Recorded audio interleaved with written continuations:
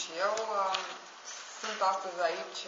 Trebuie să recunosc că este primul birou europarlamentar inaugurat. Sunt foarte fericită să fie la Sibiu.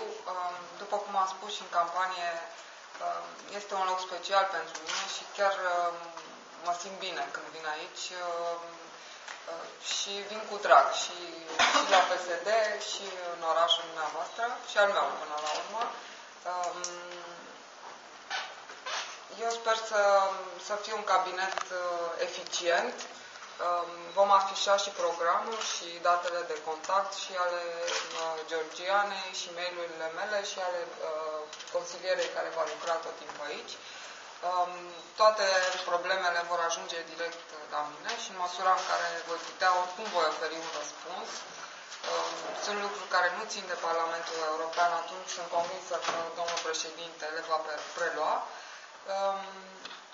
Deci vom încerca să eficientizăm activitatea cabinetului și sper cât mai des să fiu și eu prezentă, să țin acele audiențe. Că una este când oamenii trimit în scris sau se adresează cuiva și alta când discută direct cu mine.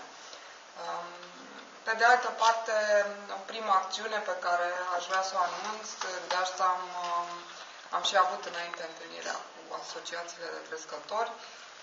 În martie vom avea un eveniment la Bruxelles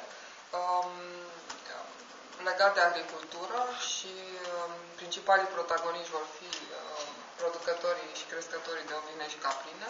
Producătorii însemnând că vom avea acolo și o prezentare a produselor dumnealor, pentru că, așa cum am discutat, există o percepție greșită legată de ce se întâmplă cu agricultura în România.